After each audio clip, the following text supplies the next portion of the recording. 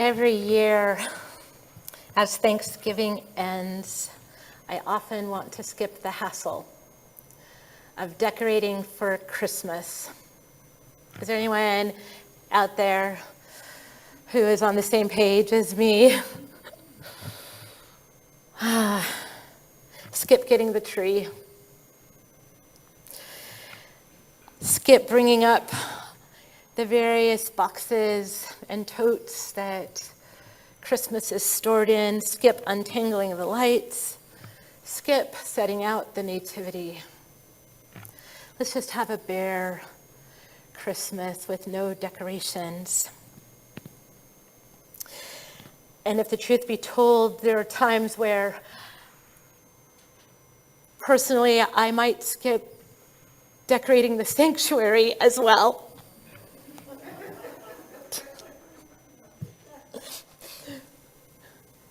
But then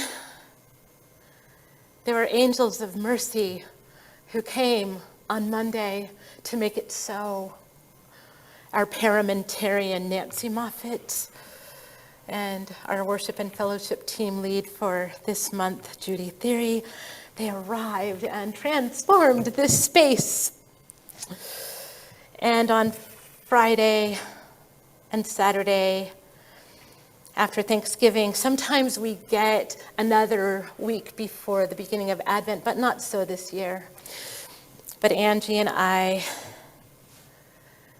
we went down to unearth the Christmas totes and boxes. But it means moving things around. It means creating a bit of chaos and clutter. And yet, every year, after going through the effort of moving furniture to make room, to create space in our home to accommodate Christmas, afterward, when the vacuuming has been done and all the boxes carried back to where they belong and where they live throughout the year, I sit at night in the glow of the Christmas tree.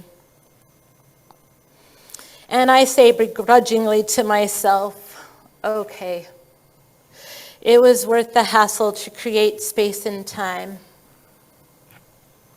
to do this, to step into this rhythm. Angie isn't here in the sanctuary, so don't tell her that I said that, okay?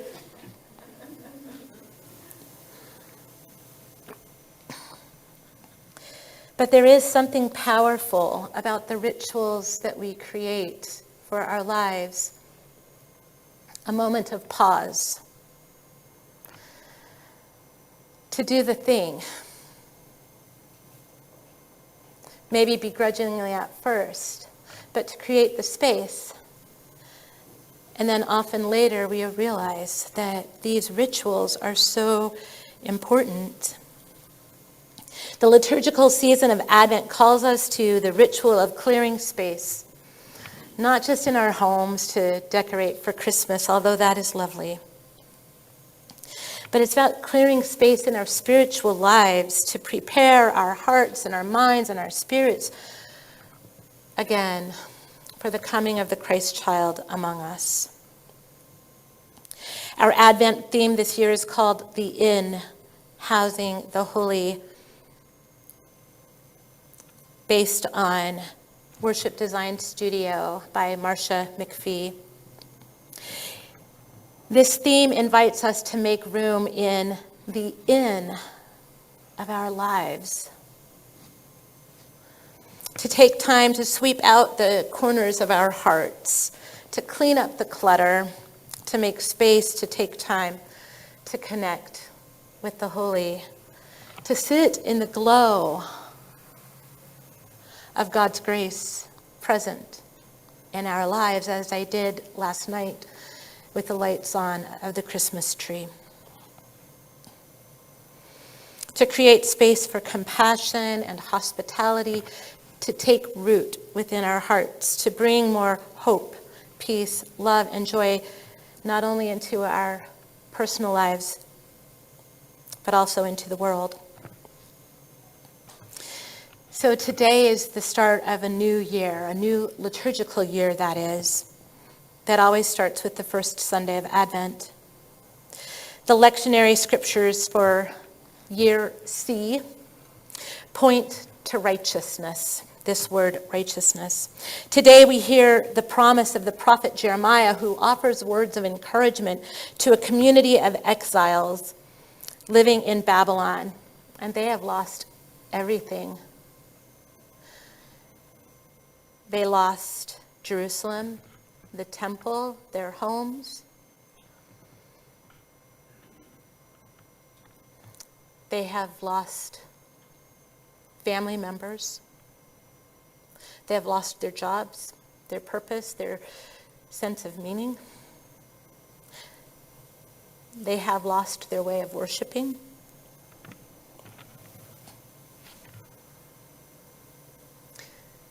So many thousands of years later, that could be an overlay for where we are in the pandemic, couldn't it? We may not have lost our town, but we lost how we worship. Many of us lost friends and family. Many have lost jobs. Many have lost hope. And the pandemic has exacerbated economic disparity that has always been present, and yet it has been uncovered in a new way. And the pandemic has also exacerbated a depth of loneliness and separation that has left many feeling cut off, like this stump, this bare, dead stump that is referenced in this text in Jeremiah. So often we hear that people are exhausted and feeling a loss of control, as if we ever had any control anyway, but it is always nice to have that sense of feeling like we're sort of in control, and we have lost that.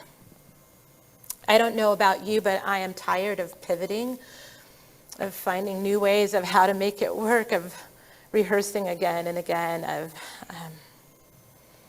how we do worship, how we do our lives. I'm tired of feeling resilient, of facing new challenges like a new variant that might be coming our way, that is probably already coming our way, that may even be here now. And we're in danger of being overwhelmed by it all. And some days, we just feel like stumps, or like a bump on a log on a stump, without any possibility for life. Those places where it's hard to find hope.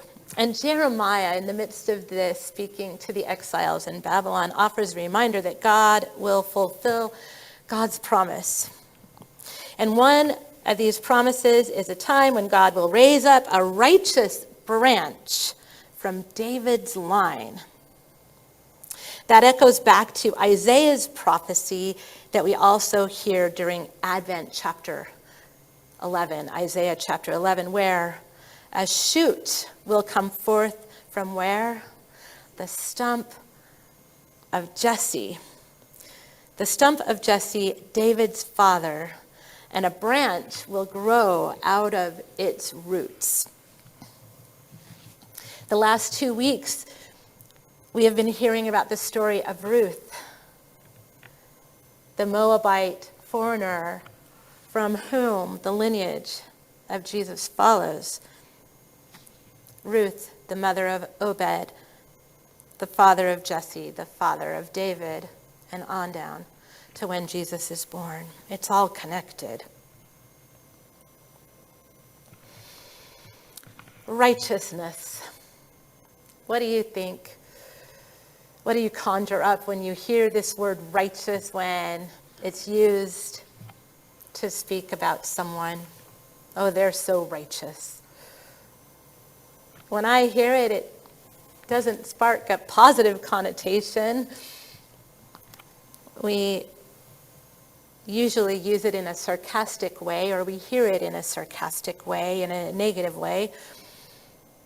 But it has nothing to do with being better than someone else. It's lost its sense of meaning through the centuries, through the millennia. From the perspective of the Hebrew language, righteousness is often paired with justice. The righteous branch springing forth is the process of lifting others up. Lifting up of the lowly, as we hear in Mary's Magnificat. The raising of the branch is synonymous with doing what is just and right. It's doing the next right thing, as it appears. This connection of righteousness and justice is about new growth, about new life springing forth. Often, when we consider doing the right thing, sometimes we feel we need to sacrifice to do the right thing, and that sometimes is true, that we need to take sacrifices in our own life to do the next right thing. With having to give up something. A professor of theology at San Francisco Theological Seminary, John Berquist, frames it this way: righteousness is not a duty. Our righteousness is what it feels like to come alive again. So it flips it. It's not about duty, it's about our own lives coming alive by lifting up the lowly, by doing the next right thing. Prophets point to the concept of righteousness as tied to justice, tied to the well-being of the community, and when the community is doing well, our lives are better as well. It's about how to live in community with one another. What this scripture seems to be saying is that when we do the right thing, growth happens. From the stump, out of the shoot, the branch springs forth. So how do we learn to see with new eyes and not just see the injuries and the injustice and the scarcity in the world, but to also see the potential that exists in what we think of as dead stumps when we act with righteousness and justice, doing the next right thing? I don't know if there's potential for every single dead stump for something to emerge and something to grow out of it. But we've all seen new life springing forth from that which we thought was dead.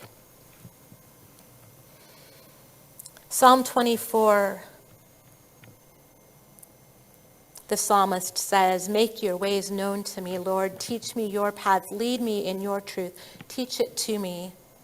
This psalm is inviting us to make room, to teach us a different way, a new way, about seeing with fresh eyes, letting go of old ways of seeing, perhaps letting go of our old stories that no longer serve us well, to make room for God to teach us new paths, new truths. Advent is a journey of traveling in the ways of God, to see where God is present even among a lifeless, dead stump.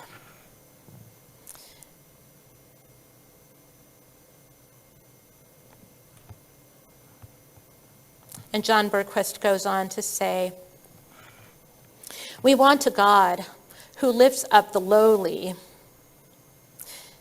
but also raises us out of the muck. We don't like being in the muck of things. But God doesn't raise us up out of the muck. God pretty much leaves us there in the muck of it. God doesn't keep us from getting dirty.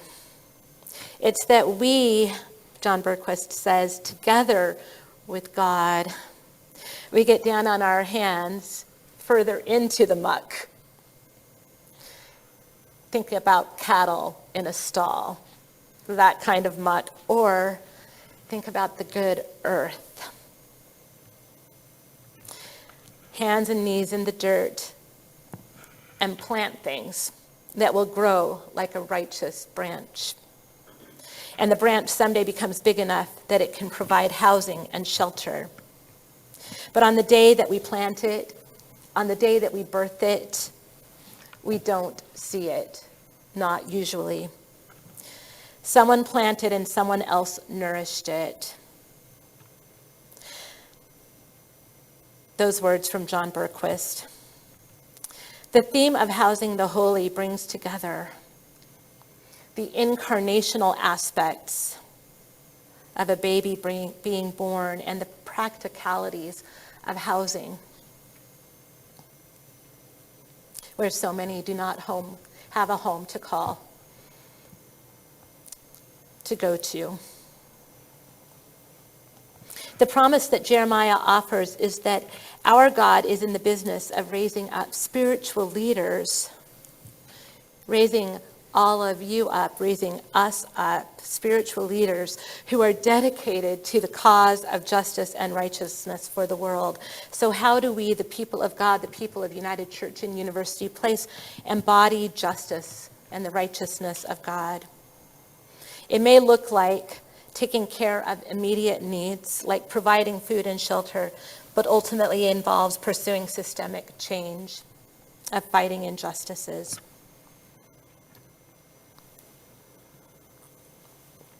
As we anticipate the child who taught peace and preached liberation for the poor and oppressed, we struggle to glimpse what might be breaking forth with new life. The promise of new life, a righteous branch out of a lifeless, rotting stump, is full of hope. Have you ever walked by, been hiking, and you saw the crevices of rock coming together, but out of the crevice, how is it possible that a tree could grow from there, or new life out of a stump? New life is also happening as Mary prepares to give birth to Jesus, another miracle. Where is new life happening within us that is ours to house? Within our church, this inn, a house for the holy. How will we open the door for hospitality to be born, to make space, to make room for the holy? United Methodist pastor Grace Matthew from Africa, she says no one church can fix it. No one church can fix it all, but we can all do something. What is the crack where the light is shining through that we can grab a beam of light and say, I'm going to work on this beam of light? Imagine yourself in the stable. Maybe it's a cave, but maybe it's a barn and there's the cattle, but somehow the light is streaming through.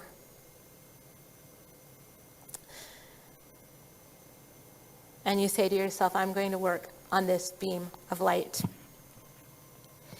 And Reverend Grace and Matthew goes on to say, together we can do something bigger. You're doing your little piece.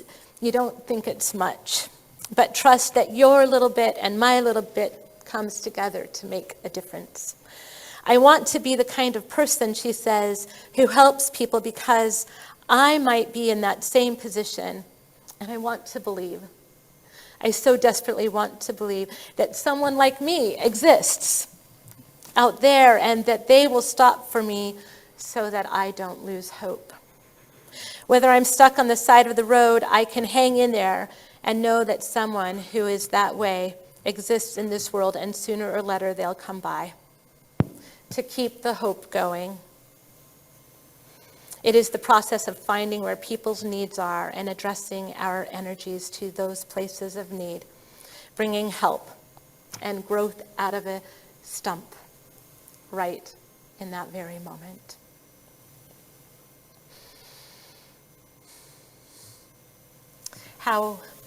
can we make room in our lives? How can we do the spiritual work as individuals, as a church, to come together to house the holy this Advent season? Let us listen to this prayer written by Reverend Garness Holmes. I don't need to be able to imagine how in the world a righteous bright branch might spring up and save us. I only need to know that you are there, God. And in the root of the trees, even now, letting their last leaves go, you are here. Your bud already swelling, ready for the cold. You are here, your light already turning. In the dust and dark and final confusion, in the sharp rocks and edges of the last road, your child already coming among us, maybe even within us,